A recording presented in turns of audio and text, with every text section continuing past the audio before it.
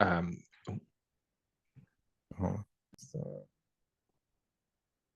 is this thing on? It says recording. What's up, y'all? My name is Ian Edwards. Welcome to the Soccer Comic Rant.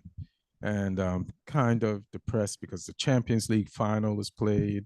The Premier League is over. All the leagues are over. And yes, we're going to discuss the Champions League, but what the hell are we going to do, Lee? We got no football to talk about. What the hell are we going to do? England are playing tomorrow. It's all good. We got Bosnia in a Euro warm-up friendly.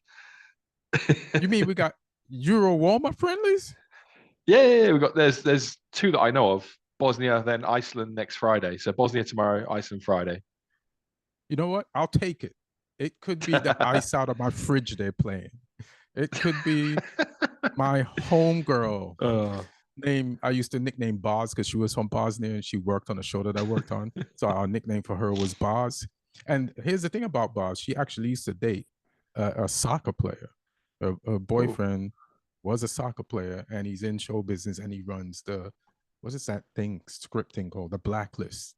And he runs the actual Blacklist, where if you have an independent script and you get it on the Blacklist, it's a way for the industry. If the Blacklist likes it and rates it, then the industry like, let's check this player out. So it's a way for up and coming artists that have no representation to get on. Nice. So, hey man, if England is playing bars with half their squad missing, I'll take it.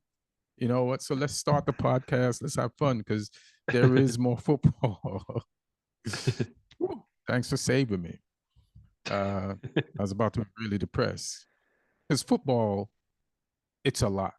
But then as soon as there is, you're like, what are we going to do? And so it's good to, all right, well, it was not even a 1 week break, but thank God for the Euro years and the World Cup years for there to be something.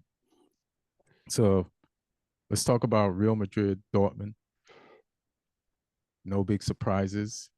We both thought Real Madrid would pull it off. And the game was played yesterday at Wembley. And just Real Madrid, man, it's in their name. It's in their character. It's in their DNA. They do what they do. And even though Dortmund tried to Man United FA Cup them, the thing that Dortmund didn't do was get the goals that United did against City to go ahead. And some people say they should have at least got at least one of those goals. But that's Real Madrid. And I feel like even if they'd have gotten two of those goals, Real Madrid would have found a way to tie that match before extra time. And then it would have been trouble. But shout out to Dortmund. Like the way they came out, very impressive. It was the way everybody figured they'd come out. It's like, it's a style that'll work for a good team. Like, it's a tough style for a bad team to play a good team, but it's a great style for a good team to play a great team. As you can tell, the week before at Wembley with United versus City, it worked out. So it's like, be compact, spring your fast players on the wing, and try to catch them with the counter punch. And Dortmund had their chances. Nyami likes to go wide too much. On his first chance, he should have tried to chip. I watched it a bunch of times, and the only solution there was the chip. Courtois. Is that the one where he tries to go around the keeper and goes wide? Goes wide. He should have, as soon as he got the ball, it's just chip it. Just sombrero. Even if you have to run past Courtois afterwards to make sure it goes in the back of the net, just chip that shit. But the Courtois is an imposing figure. Like, I watched him in the celebration today of Real Madrid, and when everybody stood on the podium, he's like, you couldn't even see the top of his head. He's tall and he's got Gumby arms. They just super extend. But we'll talk. I'll say more about the game, but I want to hear what your thoughts on the game were. Yeah, I mean, London's been an interesting place for like the Oh 48 yeah, hours yeah. before the game as well. I had some shows Friday night, and I got into town, and there was just like yellow and black everywhere, white shirts everywhere. Mm-hmm. Dortmund fans had gone round like some of the tube stations, like sticking their stickers on Mm-hmm. all the walls and things. And one of the venues I was in, we got moved out of the room we normally do comedy in because Real Madrid fans had hired the room to watch Real Madrid basketball team play against Barcelona in the Damn. Spanish Basketball League playoff semi-finals. Um, and so we got moved into like a different room in this venue, and we could like hear their fans. They were like chanting in the pub and stuff, watching the basketball, which was quite crazy. So yeah, London's just been full of fans, which has been Just one thing. I like how Real Madrid financially converted their football fans, and also Barcelona did that. They channeled the hate of their basketball fans to make more money, of their football fans to make more money, of the two teams playing against each other in yeah. basketball. So it's like, listen, we don't have to just hate that city in one sport. There's other sports we can hate them in, and we own those teams too. So let's just hate them in everything. You know what I mean? Oh yeah, In all walks of multi-sport life, hatred. But multi-sport hatred. Real Madrid got to the final of the Euro League in basketball, which is like the Champions League Mm-hmm. of basketball. But they lost the final of that. They lost to Panathinaikos, who are also a football team from Greece. Oh Um, shit! and yeah, so I think because like the Euro League's weird because half the teams in it are also football teams. They're sort of whole sports clubs. So like Bayern Munich were in the Euro League, Monaco were in the Euro League, Oh shit! Olympiacos were in there as well. Fenerbahce were in there. Um, so it's kind of weird seeing like obviously the teams aren't it doesn't always correlate to their ability as a football team.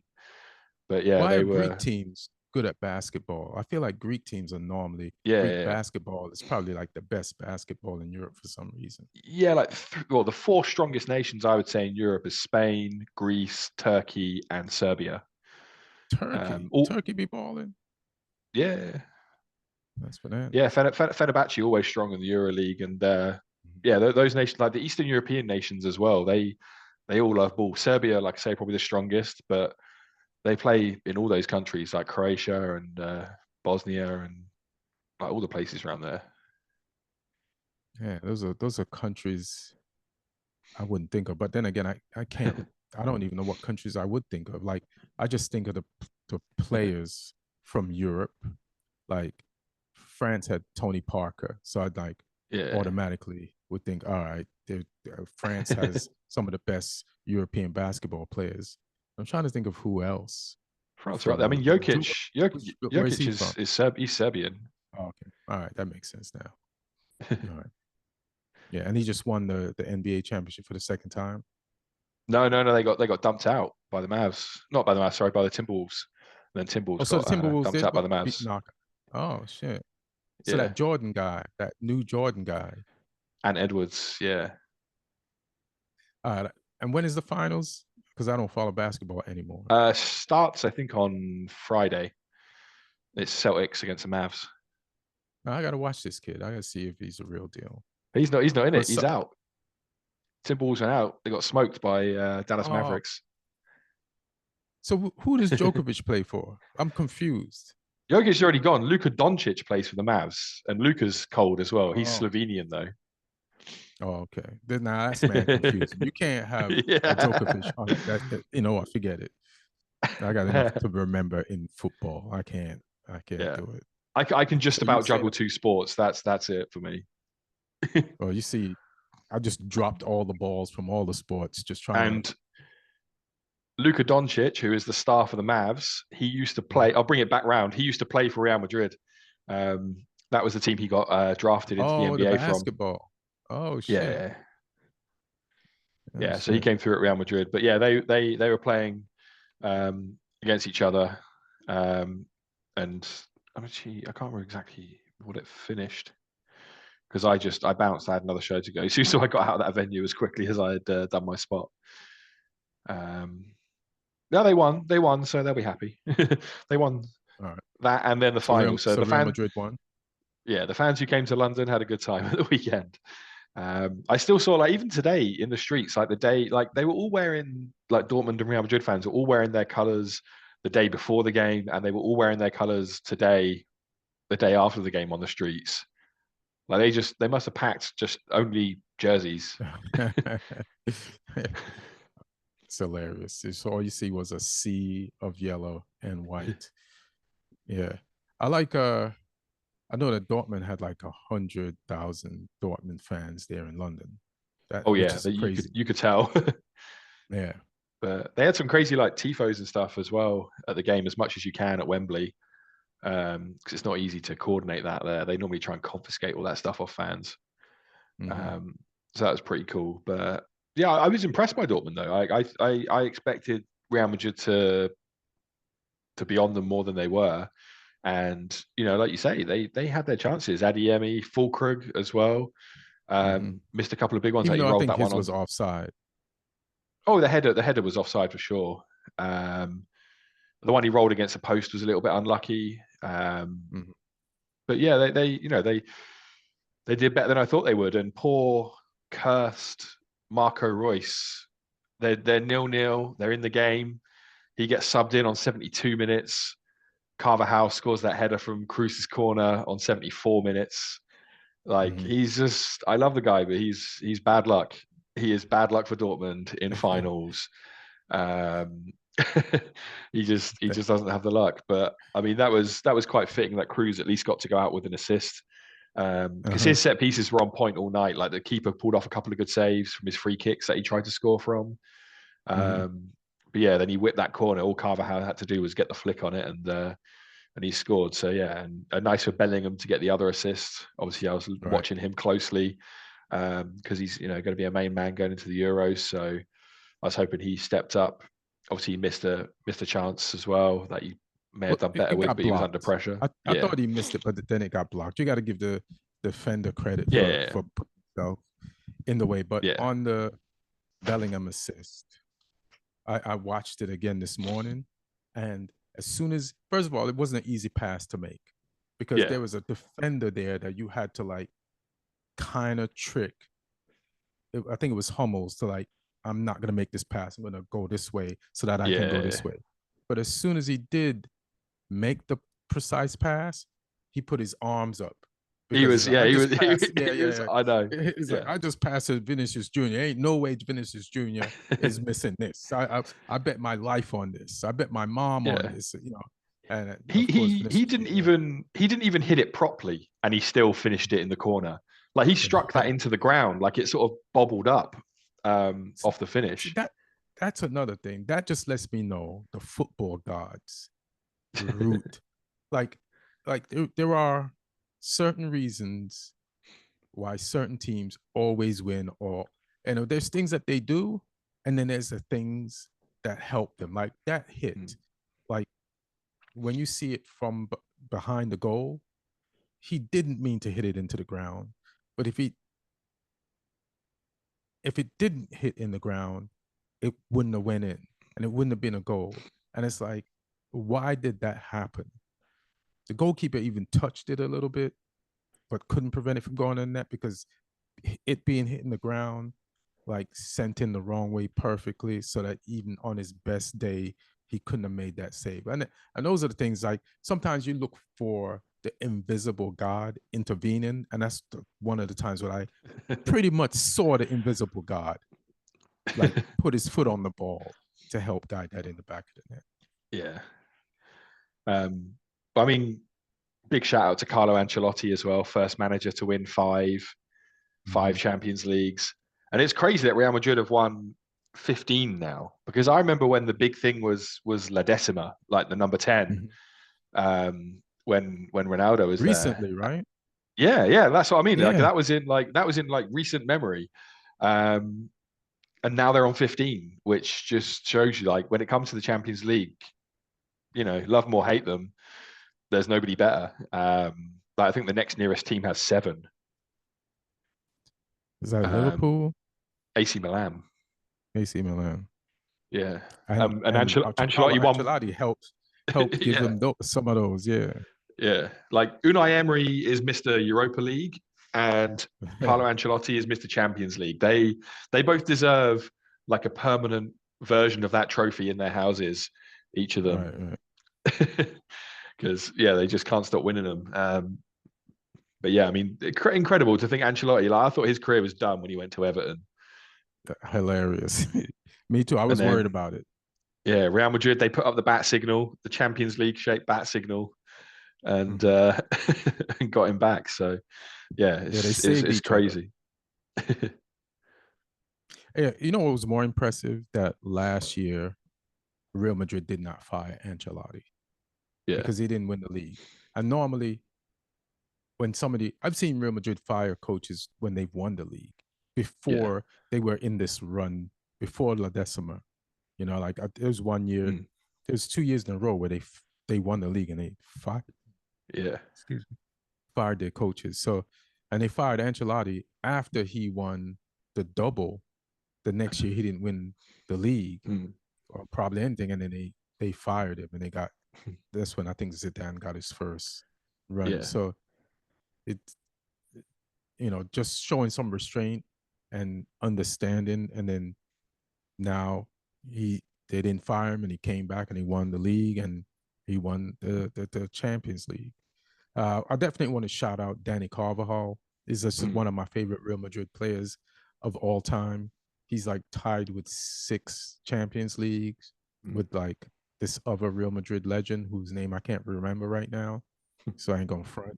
But and for him to score like in a final, it just typifies who he is and what he's like brought to this team and to this game. And he's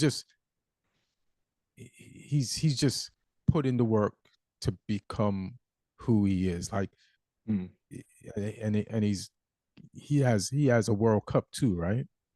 He played. Uh, I think he was like one of him and Ramos were like two of the few Real Madrid players that played on that team with Xavi and Iniesta. You know, so I think he has a World Cup too. I'm trying to think. I don't think he was in that team because it was Xabi Alonso was Real Madrid. Arbeloa was in that. Was on the left. Ablo is from. I mean, Ablo was a backup, or Yeah, they had maybe Arbeloa and this. Albiol, but yeah, Carvajal wasn't in the It wasn't in that 2010 team. World Cup winning team. No, Oh, I thought he was. All right. but I wanted him Arbeloa to be. was a Real Madrid fullback for a Was little while right. as well. But no, Carvajal, he's just been like ever present since he's been there. Like people Mm-hmm. like think of the Galacticos when they think of Real Madrid, but they do have guys like him, like Nacho as well, Nacho. who are just they came through and have been there a long time, and they can sit in that team and hold their own with the big names that come in for big money as well. It's nice that they have that sort of rather than just being a complete collection of transfers. Yeah, people like that keep the team grounded, and you could see how he just has the culture of the team, and he doesn't take he does what he needs to do to stay on that team as far as Yeah, like working hard because he knows they'd pick somebody else in a minute. So he just plays for the badge and he's like honored to be there. And so, he's won 6 and God bless him, man. He's an amazing guy. Modric, Kroos, gonna miss Kroos. He's that, thank God for the player who's smart enough to keep it simple and with great technique, So you need players like that and Modric. Joselu, like, listen, you're not going to be there next year. There's no way. Not with Mbappe coming in and Kendrickson or Hendrickson, like, but you've you're in the autumn of your career and you just won a Champions League and the league. And they couldn't have done the Champions League without you. Mm. So hats off. Any other players from those teams that you like? It's just Because because you're probably not a Real Madrid fan, but there's the thing about Real Madrid, they have players that like just capture your heart. You know what I mean? Yeah, I mean, obviously, I was kind of sad not seeing Modric from the start. I wanted to see him all the way in there, but I was actually really impressed by Camavinga in this game, Perfect um, game.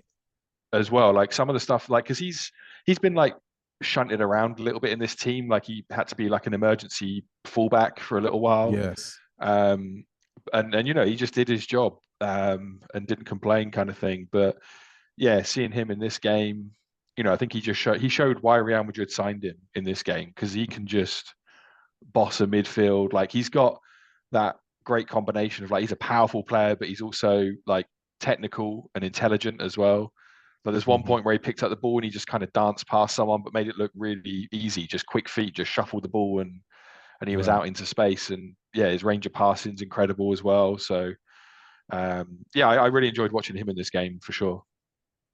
Yeah, and he's gonna grow and just get better. Like he's just getting more Mm. comfortable and being included in things more, and he gets in where he can fit in. Like you're saying, he's playing Yeah, fullback, and he was good at that too.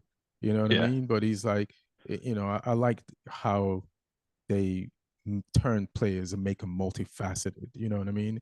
And mm, no, it's like that's some future captain shit when you're just playing anywhere. You're not arguing. And I think mm, Tucheme was injured or something, so then he got to play in that position. But I feel like there were no misplaced passes by him, and yeah, he got some good tackles in, and he took it up to in the part of the game where Real Madrid really turns into Real Madrid. That's where Dortmund paid for the sins of not scoring earlier on in mm, that first half when they had those chances. But you could clearly see there's a part of the game where Real Madrid is like, all right, it's time. We need to sort this out, end yeah, this, and take this home. And we have the capability and this other gear that other teams don't have. And it's time to put it in that gear and do mm, this. Let's stop playing around and go home with this trophy. And everybody it just automatically, the levels in everybody just went up in the 70 something minute, right? Like you said, right after mm, the ruse, the ruse substitution, there's like, all right, it's that time. Let's do it. We Real Madrid, let's go. And Carvajal, team leader, been there for a minute, steps in, gets the header in. Now, defensively, I don't want to blame this guy because he did make a mistake for Real Madrid's first goal. But so so I don't know what Dortmund was doing defensively on set pieces. Were they playing zone? Because the first goal, Carvajal, he beat another player to mm, get there, and I forgot the guy's name. But originally, Ian Matson had him, but Ian released him to that guy, which makes yeah. sense because that guy was there. Or what? Or was this just Ian Matson like having his first mental lapse? I'm not sure. But yeah, it was either like bad man marking Uh-huh. or bad zonal marking. I can't Oh, even tell. bad zone. Yeah, yeah, Um, that's one. but yeah, it's interesting seeing Matson play as well, because obviously there's a guy who was on loan in the Championship last year with Burnley, and then couldn't get in Mm-hmm. the Chelsea team, and then he's in the Champions League final. But I think he did some good stuff going forward as well from that left side. Mm-hmm. And you had Sabitzer, who obviously was on loan with you guys last season, didn't get a deal. Obviously Sancho as well, Right, right. um, was in there. So yeah, I mean, it's I think just a great achievement that this Dortmund team got to the Champions League final ahead of all the other big teams in this tournament that didn't make it. The amount of times they got through the group with PSG, and Newcastle in there, and yeah, just not many people expect them to get this far. So it's still going to be disappointed though that they didn't take at least one of those chances, and at least then force Real Madrid to maybe take it to extra time or something, like you say, even if they won in extra time, Mm-hmm. just to come this far to Wembley and then just not be able to take any of those chances. But that's the difference between good players and world class players. Because Vinny Jr. is a world class player, Right. and like I say that Carvajal doesn't score very often, but that delivery from Kroos is world class. So put your Right. head on it. So that, like you say, they just got those players who, even if they haven't had the best game for the whole 90 minutes, they turn it on in the minutes that matter. Real Madrid, and that's why they're champions again. Yeah. Uh, yeah, Matson made definitely a mistake on the second one, but hats off to him. Like every time I watched Dortmund a lot this season because I wanted to see how Sancho was doing, and he was one of the players Yeah. that stood out, like Mm. in all the games. I was like, forget Sancho. Like Sancho, when it did come to the semifinals in the Champions League, did turn up big time, but Matson was a highlight reel most of that season. The games I Yeah. saw, anyway. Also, it's weird because I don't know if Marlon got injured, but when Sancho got there, I never really saw Marlon, but I was always impressed with Marlon earlier on Mm. in the year. And then this other guy they took out. They took off some players. So Sancho was one of them. But there's this other guy with dreads, a young black guy on Dortmund. I forgot his name right now, but Oh, he Bino added a lot. Gittins. He's British. He's British. Oh, Yeah. he gets when he gets in. I've seen him in other Dortmund games, and when he Yeah. gets in there, he's a threat. I didn't know he was Mm. English. Yeah. Bino He's Gittins. Trying to think where it was he came from. He was at an academy um, over here, and then one of them ones who just decided that he was going to go because he's only 19 years old. Let me see where he came from. He's from Reading as well, which is like down the road from where I am. He was at Reading's academy for a number of years, and he went to Man City for a couple of years, mm, um, and then decided like to just get out. So he was till under 14 level with Reading, mhm. and then went to Man City, and then 16 went over to Dortmund, or 15, he's he's a 15 or 16. possibility, man. He's a Yeah. possibility. Like for the future, like Mm. I feel like I know they were doing well with the team that they had on the pitch, but Yeah. I feel like Haller, him, Mm. and Marlon should have probably came in earlier just to keep their levels up, because Yeah. Marlon and those guys looked like they were trying to start to bother Real Madrid again. Not that it would have helped because Real Madrid subs, you know, but Yeah. Dortmund. I'm not gonna Monday or Sunday quarterback the Saturday game and be like a lot of somebody's gonna win and somebody's gonna lose. You know what I mean? And all you got to do as a coach is put your team in a position to win. And if they don't Mm. win, it's not necessarily because of something you didn't do. Yeah. It's just that you just didn't win sometimes. So people are Mm. always trying to blame the Dortmund coach, you know. But Yeah. I mean, your players are your players, and yeah, the fact that they were getting those chances tells you that the coach's game plan was working, but the coach isn't the one putting the ball in the back of the net. So right, neither was it's Edin. yeah, Adeyemi, So Fulkrug, yeah, just yeah, they were wasteful, but like I say, that's the difference between them and not being champions, which Real Madrid stepped up. yeah. And I'm trying to see how I feel about Sancho. I feel like he had a good first half. Yeah, Like he held on to the ball and he made good passes and he was really good defensively. Like he always was covering the right back on his side of the pitch and and went forward and kind of created like that wide outlet whenever they needed it. Like, and there was some crosses he did get in on the ground where I feel yeah, like at least one of them, if I think it went right through the legs of the Dortmund player that he cut it back into, or it just was too hard for him.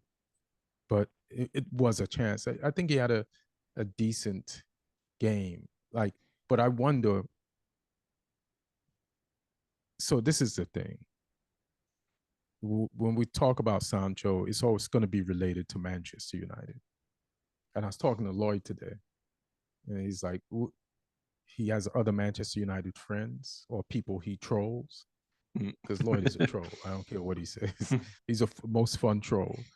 But he's like, what do you think Manchester United is going to do with Ten Hag? And I said, this is what I think is going to happen. Well, one of the things I think United was waiting on was Sancho and Dortmund going to win the Champions League? And if Sancho played a big role in Dortmund winning the Champions League, then that also is another factor in them deciding what to do with Ten Hag. Because now you got this Champions League winner versus this FA Cup winner. And it's like, now, last week when the euphoria for the fan base was for Ten Hag, with the euphoria switched to, hey man, we want this goddamn Champions League player back. And the only way to get him back is we know we got to get rid of Ten Hag, who won the FA Cup, who's we're all excited about right now. But now Sancho didn't win. Ten Hag still has his trophy from last week. So the fans are still going to be more inclined to keep Ten Hag. So I think that is all of this plays a part. Like, why else are they stepping this out so long? You know? Now, poor Ten Hag is on vacation with his wife and his kids. I don't know if he has kids. Okay? And he's checking his notifications. Sorry, boo. What were you saying? Yeah. It wakes up in the middle like, is that a notification? Did I get fired? What did Fabrizio say about me? It's like, what a vacation you must be having if you're checking to see if through for Fabrizio Morant if you got your job or not. You know what I mean? Oh man. So that's not a great vacation to be on. But what I think is going to happen is, I think because of indecision and lack of gall, United is going to accidentally end up with keeping Ten Hag, which is a decision that I want to accidentally happen, because the other coaches you want might get snatched up by other people the longer you take. And just because of the stuff that I suggested earlier.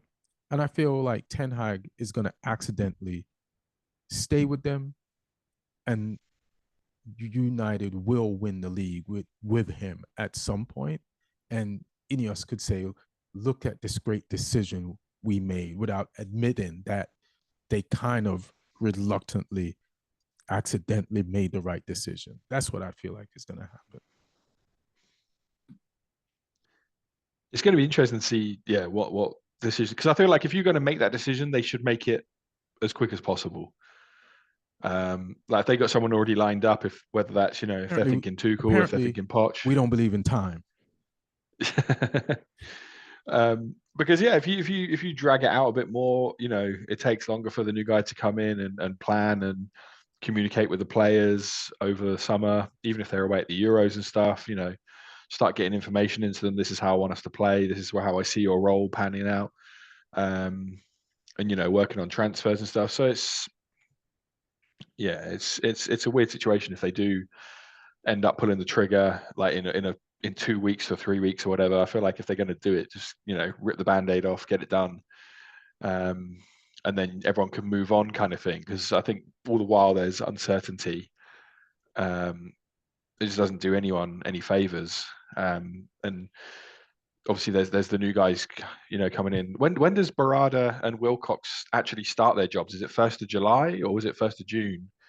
Normally contracts run till the end of June, so they might not even be allowed to work yet. Barada and Wilcox for United, the new directors. Wilcox, you poached from us, and Barada from City, because they might be. I don't even. Well, Ten Hag intimated that he was talking to Wilcox towards the end of the season a lot. Barada, you can't even legally text him or email him. So, unless he's got a burner phone that we're doing business on, and a Microsoft Explore email, Yeah. and then or we're talking to him on the deep dark web. I don't think, Yeah. he because Newcastle and us are in like some type of financial Yeah. dispute over him. I've just that's Dan Ashworth Or as Dan well. He's Ashworth. the one. He's the one that was sending emails while he was on gardening leave that he shouldn't have been. But Barada apparently doesn't start until July 13th. So he's out for a bit. So yeah, I don't know if sort of the fact that the structure above hasn't been fully placed in yet, whether or not that has an effect on the manager decision being drawn out a bit at all. But let me have a look at Wilcox, because I know he just stopped working with us. Oh no, he agreed compensation, so I think Wilcox is already working. Right. Yeah, I knew Ten Hag and him were talking. Yeah. Like throughout towards the end of the season, they were having conversations because a reporter in a press conference, asked that. Trying to think what else about this Champions League game. What I did like, so I watched like the celebrations. Yeah. And some of those players, they got 6 Champions Leagues, but you couldn't tell. Like the game meant a lot to them. Winning that trophy again meant so much to them, which is pretty amazing. Like the way they celebrated. Like I bet you if you cut back to the first time when they won it, there isn't much difference in the enthusiasm of winning this one to back then, which tells me a lot about like these players who won this. Like I don't think Dortmund could have been more excited than Real Madrid if they won it yesterday. Like it was pretty up there. They're still dancing all over the field. They're all hugging each other. they put Ancelotti's life at risk. I'm like, Ancelotti, do not get in these guys' arms and let them throw you up in the air. I don't. Yes, they played for you, but don't. This is not the time for a trust experiment. And they tossed him up high, and they caught him. But I guess it's better then, right after the game when everybody's sober, than later on when everybody's like plastered. Yeah. So if you're gonna trust them, trust them then. But yeah, it's just like they were just as excited as the first time. So that just tells me like how much heart and energy and effort and agency that they played with, So it's just the celebrations itself. Like they weren't phony celebrations. Some players were crying. Carvajal was crying. Like, bro, this is your 6-1. And you're crying. You played with Ronaldo, Benzema, and Bale, and the BBC. So yeah, that was pretty beautiful to witness.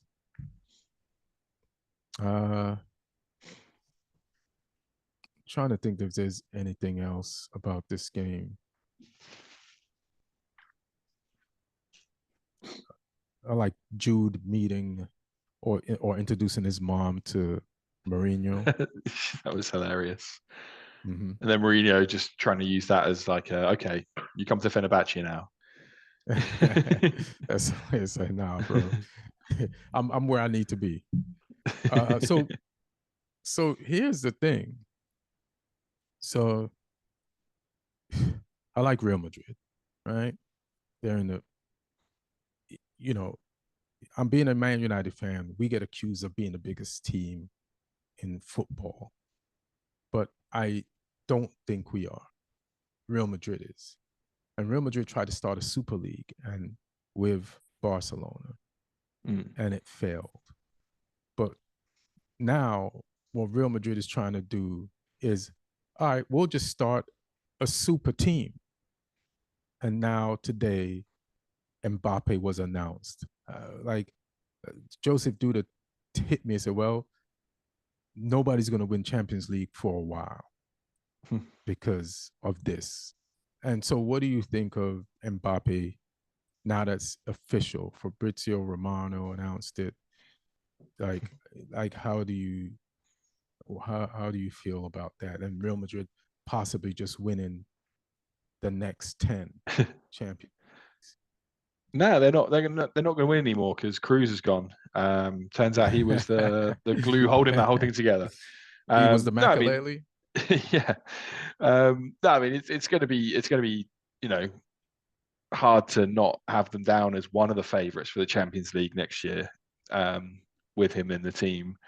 But you don't know how quickly he's going to integrate in there. I'm pretty sure, he will be a success there. But Champions League as well. I mean, if the team with the best collection of players were guaranteed to win the Champions League or progress in it, Dortmund wouldn't have been in the final, and that's the beauty of the Champions League. Teams can have all the stars and they get knocked out. PSG tried to do that. They tried to have that team. They had Messi, Neymar, and Mbappe and didn't win it.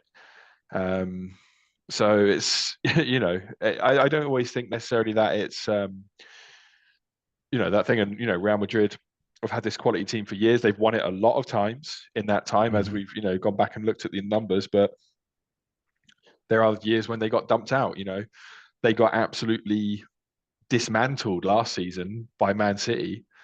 I thought that was the end of that Real Madrid team at this level, when I saw City absolutely take them apart. And they didn't really change much this season in terms of personnel.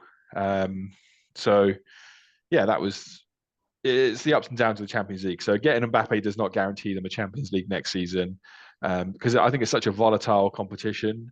I'm pretty sure they'll win La Liga again next season. But Champions League, I mean, there's they could win it next season, but there's no guarantee that they will, even with Mbappe, just because it's such a once he gets to the knockout stages, anything can happen. How about 5 out of the next 10? It kind of guarantees them 5 out of the next 10. I mean, I'd be hard pressed to argue against that, given that what their recent ratio has been like. It's worrying for the rest of Europe, though. I want to see them and Man City not meet each other until the final one year. I want to see that as a final, because I feel like as a semi-final, a quarter-final this year, wasn't it? When Real Madrid knocked them out on penalties. I want to see that one as a showpiece. Or all the people, the many viewers and listeners we have that absolutely hate Man City won't want to see that, because I love just going into the comments after Alex has been on, just all these people going like, no, Man City, we're not having it, they suck. The amount of hatred there fills me with joy towards Man City.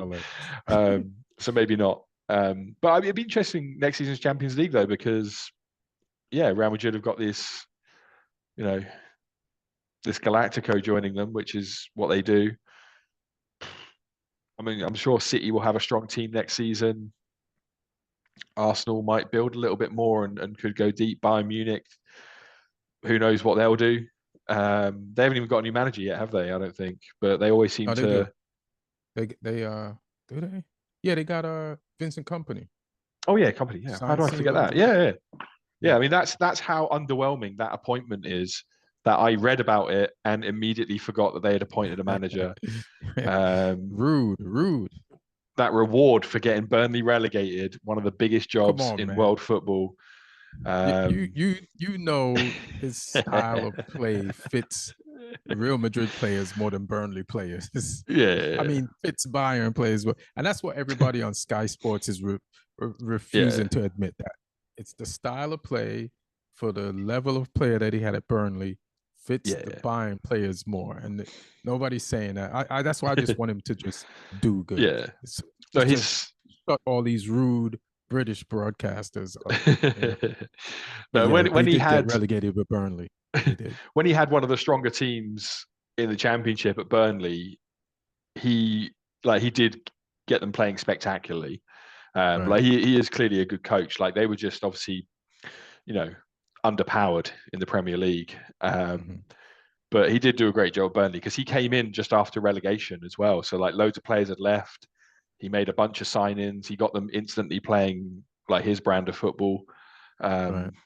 And they absolutely swept that league last year. So he can do it, and he has got obviously a better quality of player at his disposal at Bayern, but they're in kind of a transitional state as well. There's some players that they probably need to move on there, or some players that are probably getting a bit too old. So be interesting to see, how they are in the Champions League next year. But PSG, like they've changed the model now, so they could be around next season looking strong, depending on how Luis Enrique gets on there. So I'm interested to see what they do without Mbappe now, because that's like the last piece, really, of that era. Obviously, the big Messi, Neymar, Mbappe trio that they had now all gone. So they got Dembele and Kolomuani. So they're going to have, and the Portuguese guy, that Vitinha, Ramos. yeah.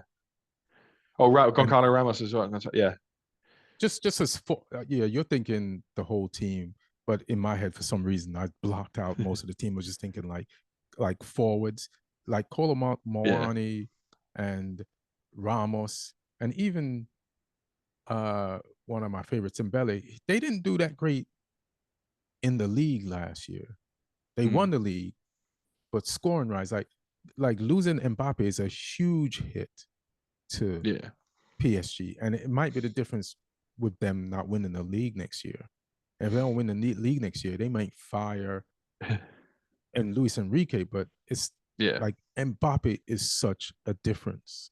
Yeah, they've got a whole big, like massive amount of wage bill to spend now, though, because obviously he's leaving end of contract. But so they could go out and if they went out and say got Osimhen, like that could plug that gap, because he's a quality player. So he's been linked with them. I mean, I hope he does leave. I mean, he almost certainly will leave Napoli, because they finished like 9th this year out the Champions League spaces.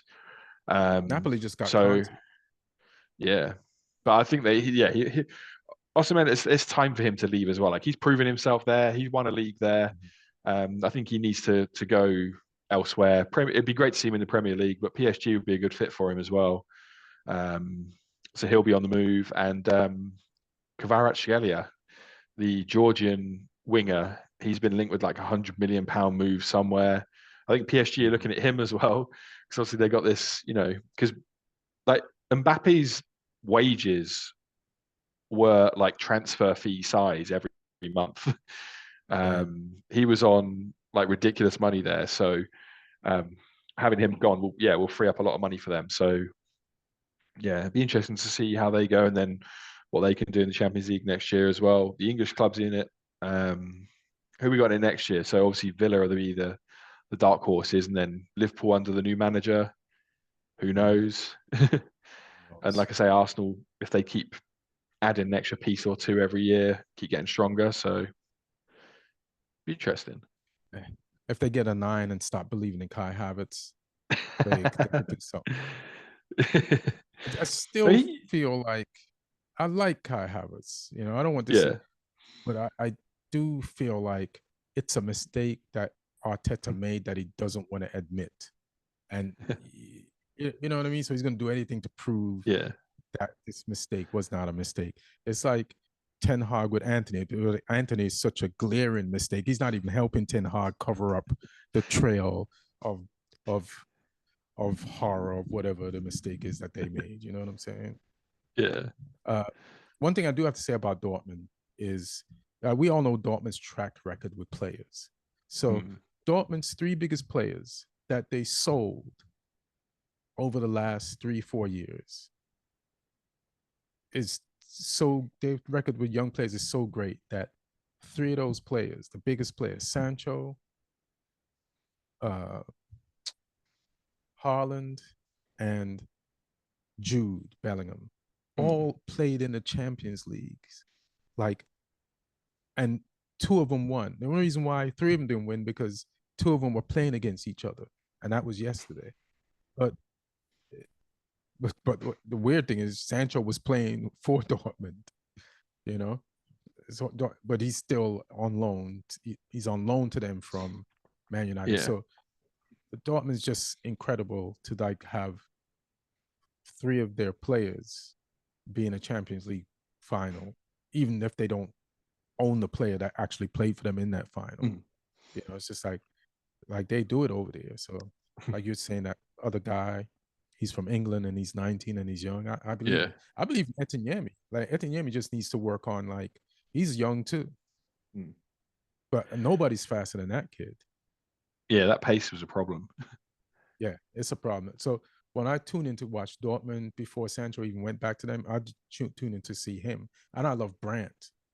Like Mm. Brandt was firstly a very technical player, but now all season he's added this grit to his game where he wants to put a tackle in, and he just plays for the badge Mm. more. Like that. He didn't have. It was just all like, I'm a pretty player. Don't touch me. But now he's like he likes getting physical, so he's added that and kept the technical ability. Mm. Uh, so tell us about this England, fam. This these friendlies. Yeah, I mean, no Bellingham for this game, which I think is good, because I think Southgate needs to figure out what the team looks like without him, Mm-hmm. because he's had a long season, so there's no telling. Like, he could pull up with a hamstring or something in the first game, and then all of a sudden it's like, okay, what's your other plan? So I'm kind of glad he needs a rest, obviously, after the Champions League game. I don't know if he'll be back for the Iceland game, which is Friday. Um, but yeah, I mean, it'd be good to see Bosnia. Like they've got some good players, but it's not the biggest test. Who's It'll probably. available to us tomorrow? Like for sure, who's available out I of think I think them? pretty much I think pretty much everyone, other than Because Bellingham. Shaw's not, Maguire's not, Oh, oh yeah, I forget Bellingham Shaw's ain't still gonna out. be right. Yeah, I mean, but they've still got their provisional squad, which was an increased size squad, because after the Mm-hmm. friendlies they have to chop it down for the final tournament squad. So they got some extra players in there, so they'll be fine in terms of numbers. Um, but like I said, I think it'll be good for them to see what the team looks like without Bellingham. Yeah, I'd be interested to see if he finally, because Southgate I think hates the idea of Foden as a 10. Um, but without, What what about I would Cole love to, Palmer? yeah, I mean, you can always play him and put Foden out wide. It's an option. I don't know what Saka's fitness is like after his grueling season with Arsenal. I don't know, he missed some games towards the end, so um, I wouldn't be against seeing Cole Palmer in the 10. What I want to see though is I want to see Declan Rice playing part of the game with Kobe Mainu, because I just want to see how that pairing looks. Yeah. I think that's if you're playing two deep lying midfielders, that's a great pairing because they can both get forward as well and progress the ball and contribute in the Mm-hmm. attack. But I want to see some minutes from, I don't know if you know the guy from Crystal Palace, Adam Wharton. He came halfway through the season. He's playing for Blackburn in the Championship. Palace signed him. No one really knew much about him, sort of like other than people that had seen him. And he was a big part of why Palace was so good after the new manager came in. The new manager was like, right, this is the guy. And he's been running their midfield the last few months of the season. And What what he'd what never. number in the midfield?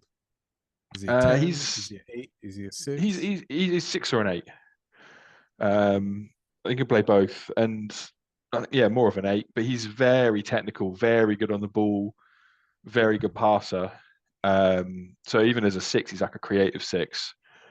But I think predominantly an 8, and he's looked unreal. And he'd never made an England squad before, and now he's in the Euro squad. Admittedly, only the provisional squad. He might get cut, but he's been so impressive that like Southgate couldn't not have a look, because It's weird that I he's missed this guy. yeah, he's ridiculously good. Um, and yeah, to come out of the Championship and only play half a season of Premier League football at a club like Palace, who England managers sometimes overlook good players from the so-called smaller clubs. So for him to, because if he'd come out the Championship and had a great half a season for a Champions League level team, people might be paying more attention. But the fact that he's come out the Championship, had half a good season at Palace, and Southgate's like, I need to have a look. So yeah, he's in there, and he's a classy player. So I'd like to see him get some minutes in that midfield and Mainu. if he's going to give anyone minutes. And even like, if he starts Palmer or Foden as a 10, I want to see Eze come on as well.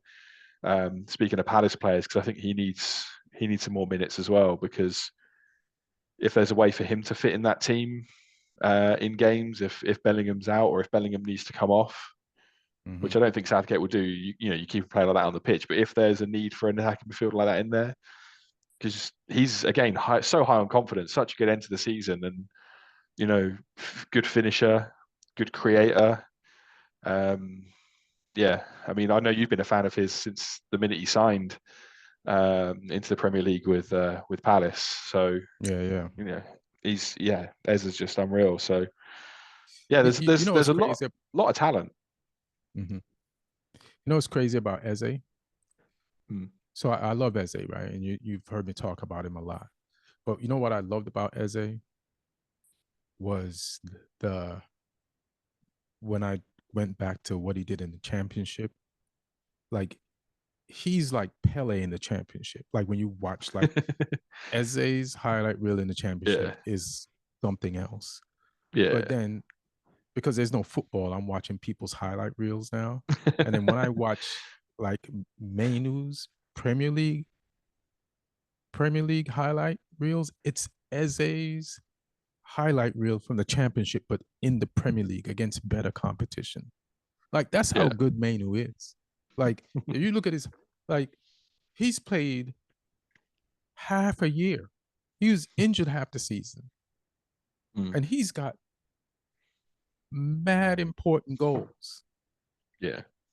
Like, won a competition versus Man City, helped beat Liverpool, and just had the goal against Wolves, and just like the pass that helped set up the penalty for England, that what's that forward from Brentford? He won that penalty and then put it in the back of the net.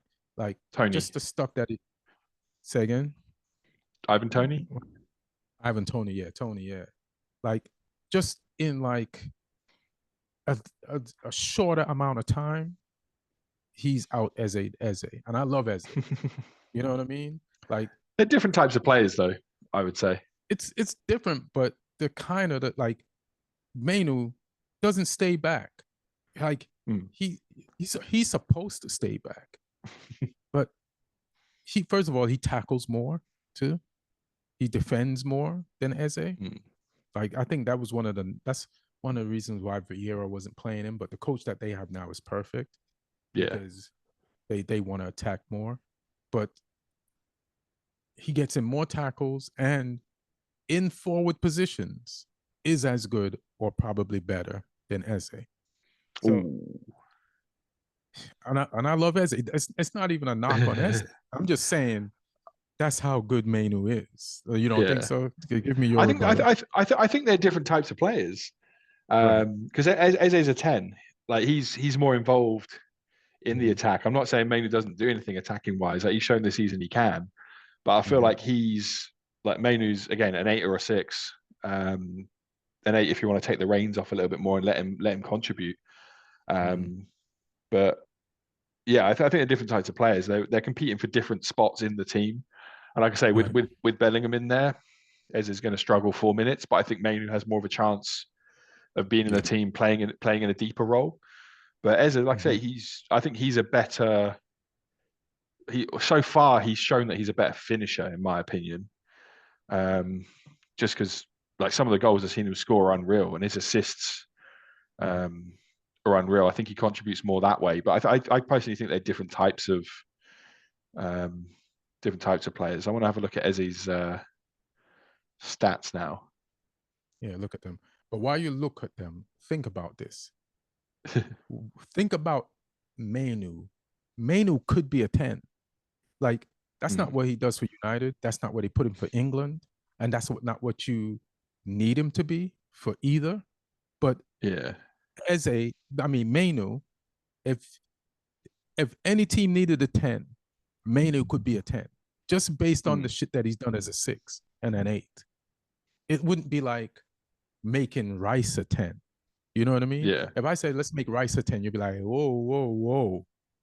That's not what he does. But if I say make Mainu a 10, you could make Mainu a 10. But if you said make Eze a 6 or an 8, you'd be like, I don't think he could do that. But I think Mainu could do Eze's job. That's why I think he's better. Okay.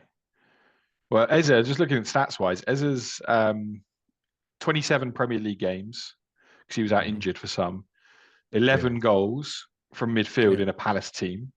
That was terrible for half a season, and 4 assists. So 11 goals, 4 assists in a this season. Or just Premier. That's this season, 27 games. All right. I'm interested to see what.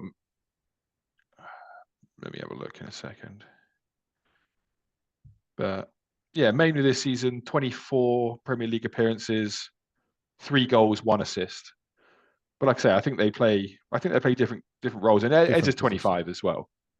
Right. And Mainu's been playing as a CDM. And at 19.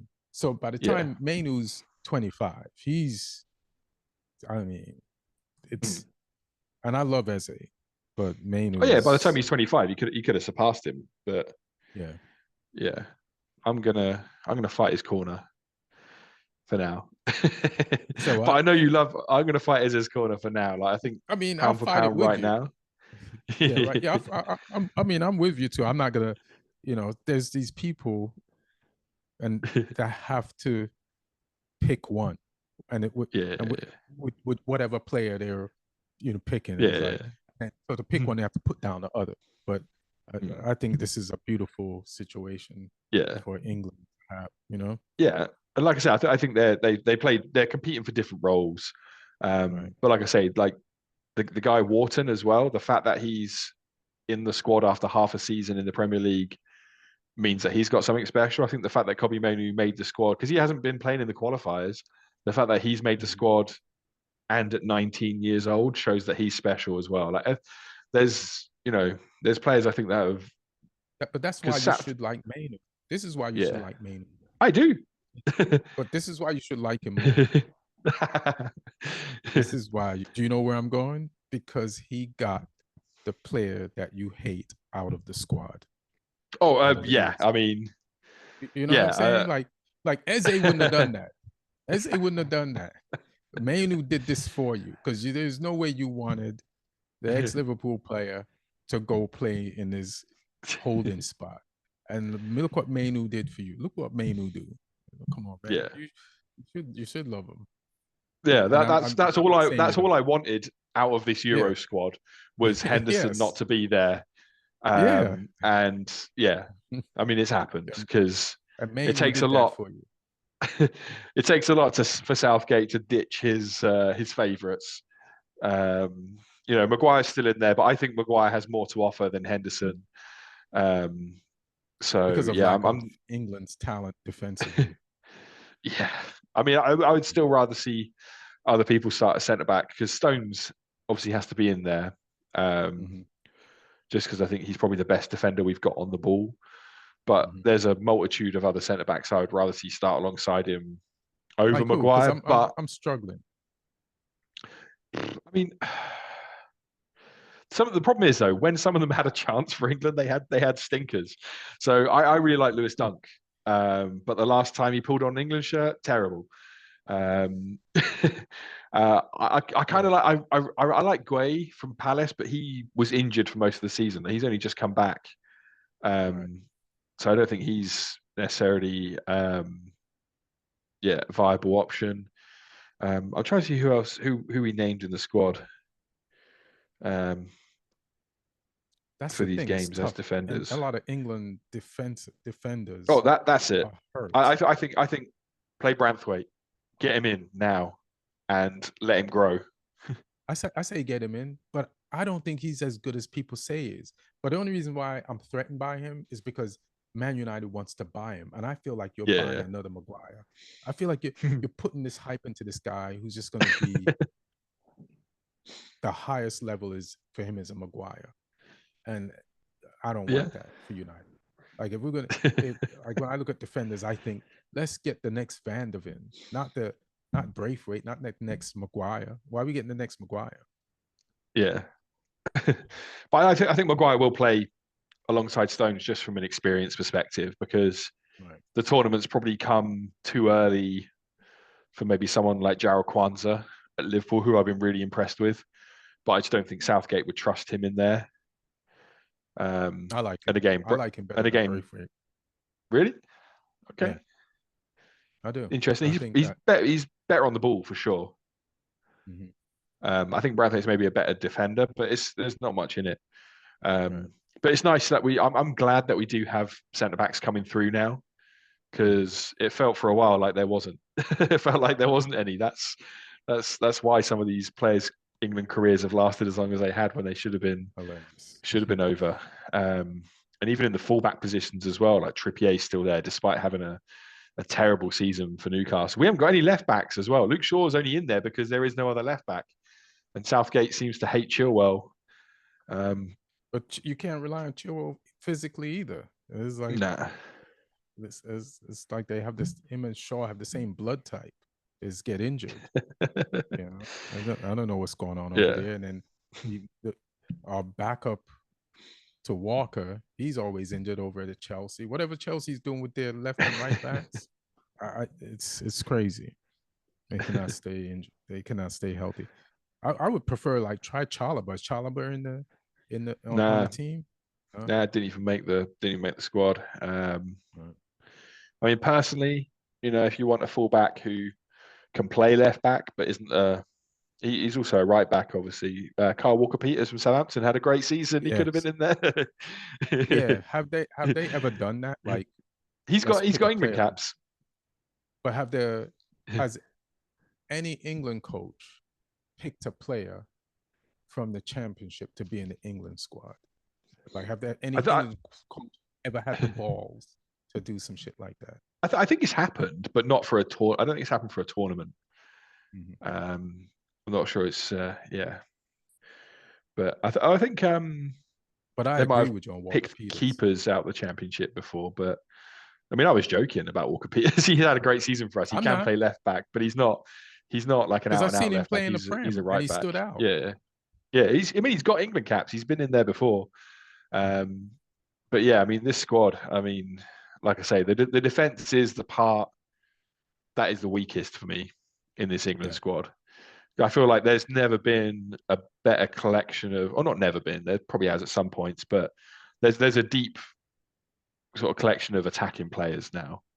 Like truly world, like Kane is world class, Foden's world class, Bellingham's world Mm-hmm. class, um, Saka, virgin on it.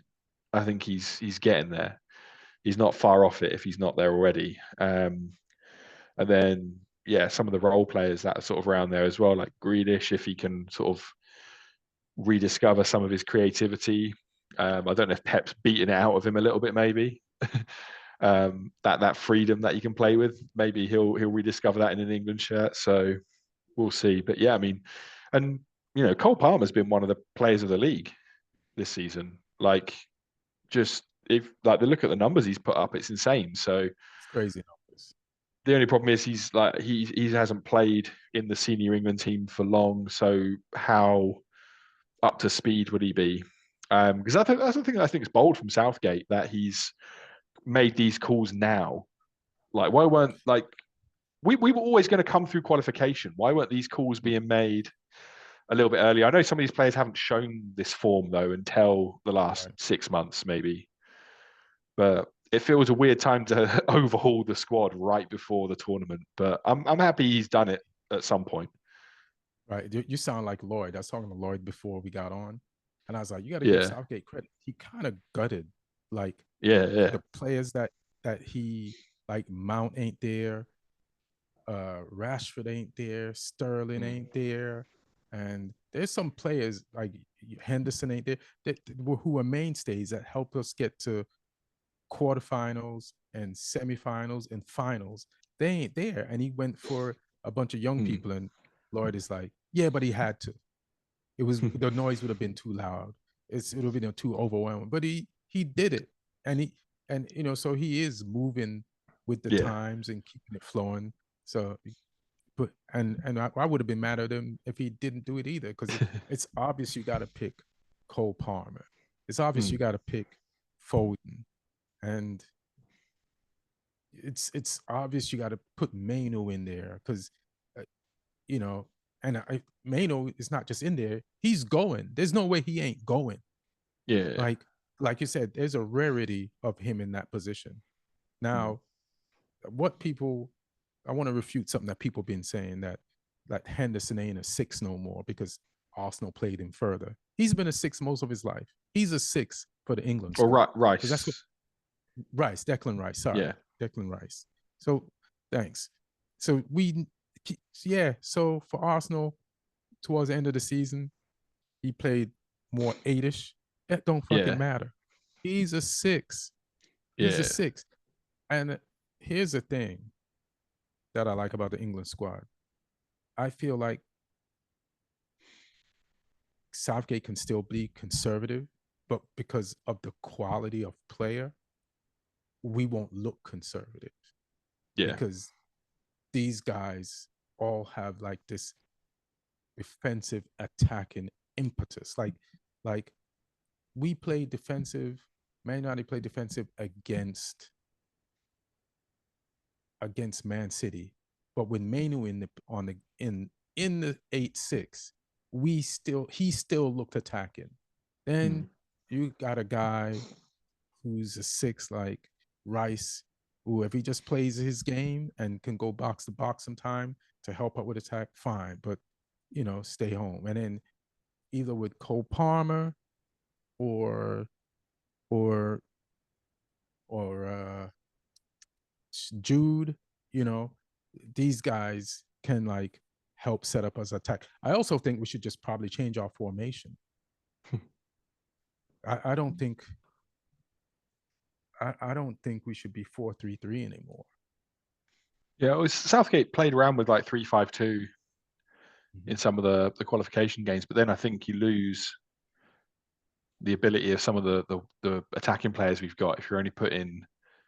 two forwards on the pitch instead of three, and you know the wing backs will be wing backs rather than wingers. Bless you. So I yeah, I'm not sure what formation suits this team better, or if they even could create something bespoke, um, where like you have a winger on one side and a wing back on the other side, like a lopsided formation, because that can happen as well. Yeah. Um, but I mean, I really hope Shaw is fit because I feel like he's the only out and out proper left back in this squad because Trippier can play there. Mm-hmm. Yeah, he will And be. if they went 3-5-2, you can play Saka as a left wing back, but he's better as a right winger cutting inside. So he's a waste to put there. So yeah, I'm unsure of what formation he'll use to try and get the best out of these players, but I mean we'll That's what I find wanted out. to ask you. If you were coaching the squad, because you was naming like all the offensive Mm, players that we have, and you're talking about the defensive deficiency that we have, or mm, or it's unsure back there of like yeah, who to use out of how many out of who we got because of who's injured, who hasn't played, and who's new coming into the squad and is yeah, unproven. So knowing that you're back, you're the England coach, you're back, it ain't so sure. But mm. from your midfield to your forwards, it is. Would you how would you play this? You're coach of England. um, What would your formation be? How would you style this? I'd probably go a 4-3-3 or 4-2-3-1. So I mean, regrettably, Pickford still has to be the keeper. Um, if he's fit, Luke Shaw's got to be the left back. Kyle Walker's got to be the right back, just for I think experience and ability. Because I do like Trent as well, but he's been classified as a midfielder, but I don't think he's the best option for us in the midfield. Um, yeah, I mean Stone's got to be centre back. Maybe from experience, Maguire being there. like I say, I'd rather not, but then gun don't. to the head if they're all fit. Because you're the England coach. You make the choices that you want to make, not what. But I mean, like I said, I like Dunk, but he stunk when he was in there last time. So He did. Fuck it, I'll put Kwanzaa in. Just because he's got pace and he can play the ball. Midfield for me, Rice and Mainu as a double pivot. One sits, one can attack. They can trade turns doing that. Bellingham as a 10.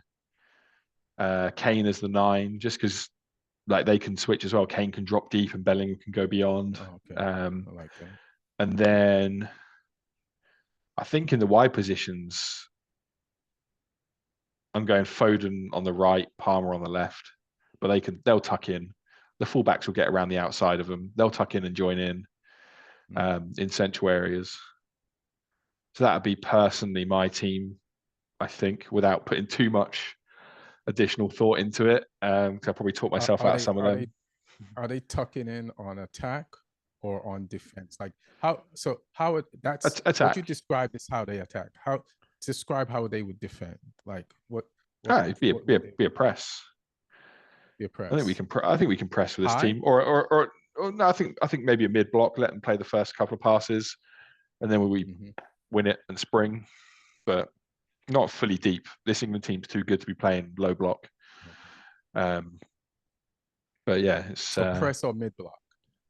Yeah, because you can play both press and mid. Yeah, and it depends on the level of the opponents as well, and what they want to do with the ball. Because some teams you can set up high press and they'll just kick long.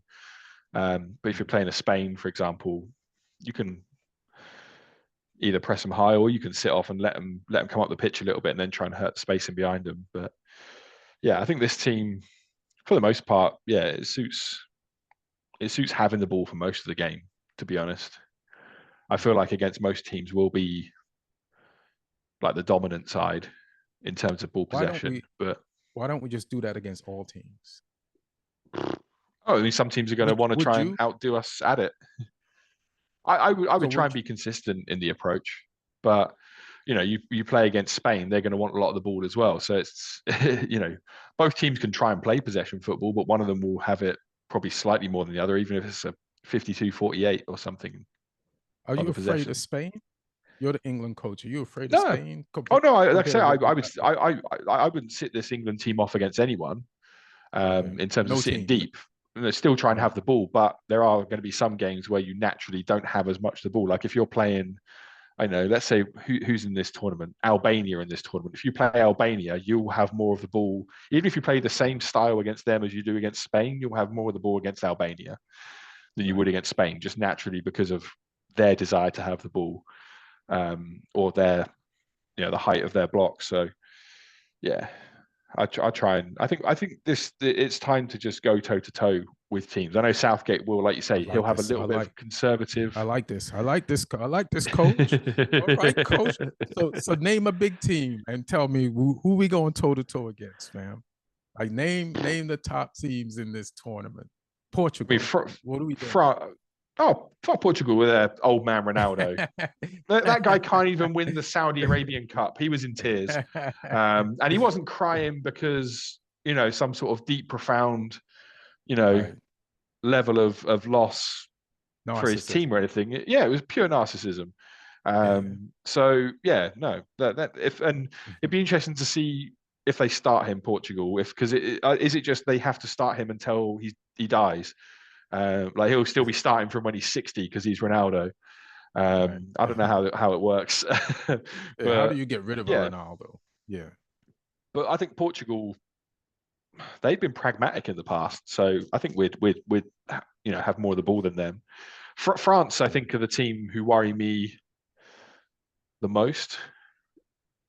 So just because they've beaten us before. I mean, we've got to go at them. You got to go at them, but the only problem is you play a high line against France, and then you got Mbappe running in there. But Kyle Walker, Kyle Walker gave him a good run last time, but it just means Kyle Walker can't be as attacking if you're playing against France than you would against other teams. So again, this like you tailor it depending on the opposition. And is there going to be, because a lot of the traditionally like big nations like Germany and Spain and Netherlands, like they're not quite what they used to be, but they've got the ability in their squads that if they, if they figured it out and the coach sort of found the system that suits them, like they can all be a problem. They can all come back and do well in this tournament. Right. Same with Portugal as well. Like I say, it depends on who's coaching the team, whether it's Ronaldo or the coach. Because they got Roberto Martinez now as well, the ex-Belgium I don't believe him. manager. No, he you know he he bottled it with Nothing. Belgium. Exactly. He never got anything No, out of them. So he blew it with Belgium. yeah, but that's another nation though. Like Belgium have been, other than the Euros where they went deep and made the final four, they've kind of underwhelmed. But now they've got a new manager. They got Domenico Tedesco, who's a German coach. So maybe that's going to give them a different approach. I've not really seen much of them under him, and they've got kind of a new generation of players coming through. I mean, Vertonghen's still in the team. He's someone that never seems to drop out, no matter how. Although they always had Vertonghen, Alderweireld, but Alderweireld stops. They got one of them out, but they got some good young players coming through. Obviously, De Bruyne is still class. Doku's in there. He's exciting. They got the guy who Lukaku. Yeah, they got the guy who played really well for Atalanta in the Europa League, De Ketelaere. He joined them from Milan and he played really well. So he's in there. Yeah, they still got ballers in there. And they got some other like young players who haven't sort of really made that big a name for themselves on the big stage yet. So yeah, they'll be hungry. I'm really looking forward to it as a tournament. Like it's a strong tournament, and there's some because they expanded the tournament as well. There's some random teams in there. Like I say, Albania are in there, Slovakia and Slovenia are both in there. Scotland are in. So I get to see Shea Adams at a tournament and Scott McTominay. Exactly. They got some good players there. Like Robertson's in there, Tierney's in there. But yeah, they've got some good players, and they beat Spain in the qualifiers. So yeah, no wonder I like this Scotland team. Exactly. But yeah, they got John McGinn as well, who's had a great season with Villa. So yeah, McGinn and McTominay in that midfield. They got some exciting like younger players as well, like Billy Gilmore, who I like. They got he's underwhelmed ever since that one game in the World Cup. He's underwhelmed at Brighton.